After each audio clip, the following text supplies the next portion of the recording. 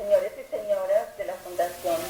Lelio y Liz Rivasto, honorables jueces y miembros del jurado designado del Tribunal Permanente de los Pueblos, reciban un saludo fraternal desde Colombia. Las 126 organizaciones y más de 60 personas defensoras de derechos humanos, artistas, académicos y personalidades políticas agradecemos que hayan aceptado nuestra solicitud para celebrar la sesión número 48 del CPT con el fin de juzgar al Estado colombiano por el genocidio político, los crímenes contra la paz y la impunidad estructural sufrida por amplios sectores del país desde hace varias décadas. El 24 de noviembre de 2016, un amplio sector de la sociedad colombiana recobró la esperanza. Este día se firmó el acuerdo de paz entre el gobierno colombiano y la guerrilla de las FARC, poniendo fin a 5 décadas de conflicto armado con este grupo que dejó miles de víctimas civiles. Sin embargo, lo ocurrido meses antes con la pérdida del plebiscito que pretendía legitimar social y políticamente dicho acuerdo, presagiaba los riesgos y dificultades que tendría la implementación de lo pactado en los años posteriores. La extrema derecha, las Fuerzas Armadas, sectores empresariales y algunos medios de comunicación se unieron con el único fin de hacer trizas el acuerdo de paz, sin importarles los costos que dicha decisión suponía para un país como Colombia, en especial en cuanto a vidas humanas y violación de los derechos humanos. Los propósitos principales de eliminar la violencia de la política, de emprender reformas sociales y económicas para superar 6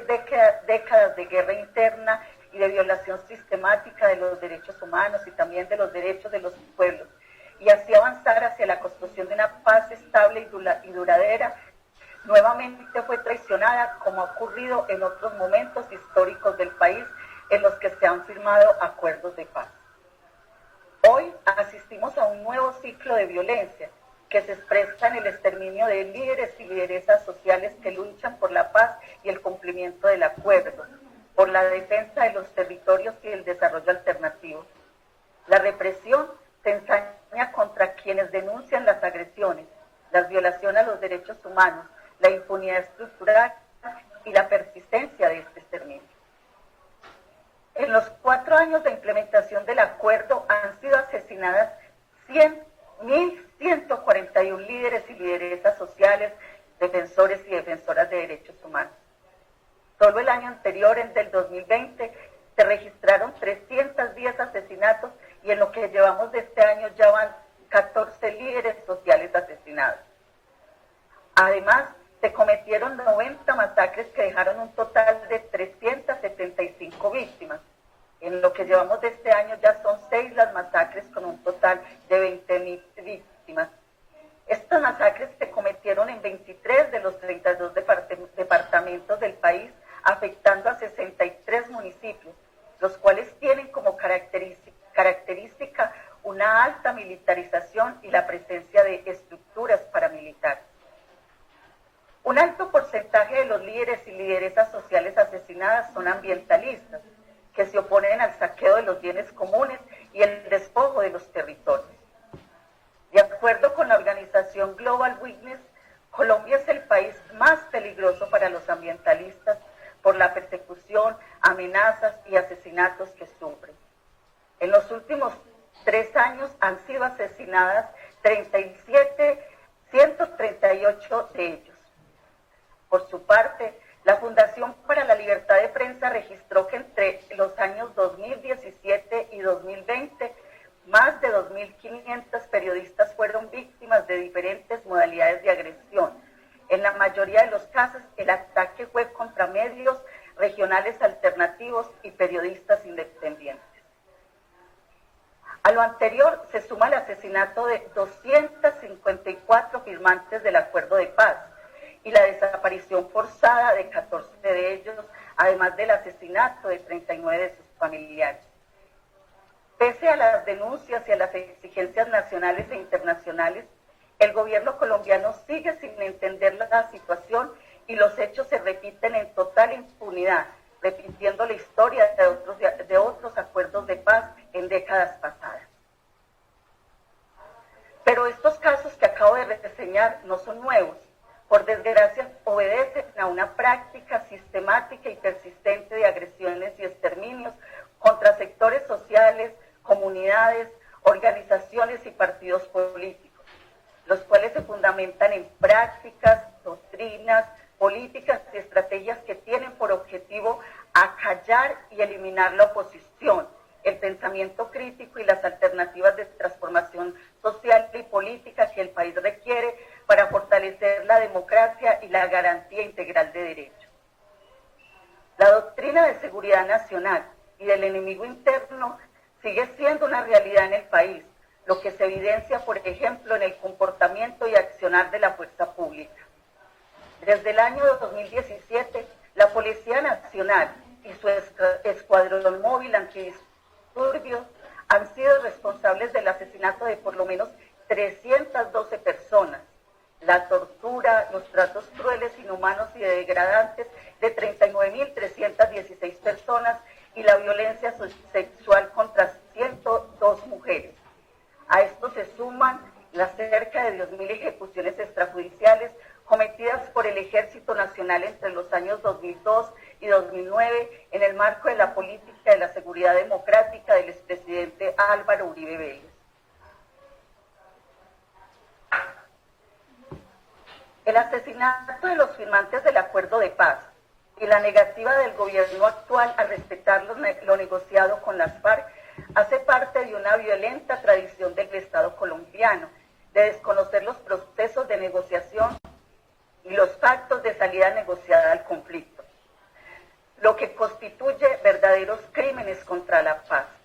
situación que se agrava con la persistencia de la militarización de la sociedad y el mantenimiento de las estructuras paramilitares, el poder político y económico de las Fuerzas Armadas y la estrategia negacionista de reconocimiento de la verdad y la responsabilidad frente a los crímenes. Por ello, como en 1989 y en el año 2008, hoy nuevamente acudimos al Tribunal Permanente de los Pueblos para someter a examen y enjuiciamiento ante la conciencia ética de la humanidad el exterminio sistemático, las prácticas genocidas y los crímenes contra la paz que por décadas han padecido comunidades, organizaciones sociales y partidos políticos en el país, lo que para las organizaciones y personas que suscribimos esta petición constituye un genocidio político que se perpetúa en medio de una impunidad estructural.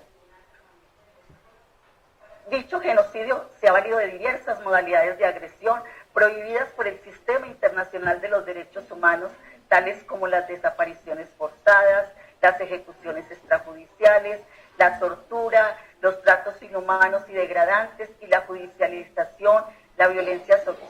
sexual, entre muchas otras. Además de la estigmatización para legitimar la represión contra las víctimas y la implementación de una estrategia de despliegue paramilitar, cuyas acciones de terror han estado dirigidas a destruir los procesos organizativos y deslegitimar sus propuestas de cambio. En esta sesión 48 del Tribunal presentaremos varios casos que sustentan la acusación contra el Estado colombiano de ser responsable de un genocidio sistemático y crímenes contra la paz. Algunos de estos casos serán el hecho de que al menos 7 partidos y movimientos políticos han sido exterminados. El movimiento gaitanista en los años 40 y 50 y los años posteriores, la Unión Nacional de Oposición 1 entre 1972 y 1982, el Partido Comunista desde los años 80, la Unión Patriótica entre 1984 y el año 2000, a luchar entre 1984 y 1993, el Frente Popular entre 1985 y 1991. También presentaremos los crímenes contra los firmantes de la paz, particularmente del partido FARC, quienes han sufrido el asesinato, como decíamos, de 254 de sus miembros, además de las torturas y otros tratos inhumanos y degradantes cometidos contra este grupo en el marco del conflicto. Se presentarán también el genocidio y las prácticas genocidas contra los pueblos indígenas, como es el caso del pueblo Barí y otros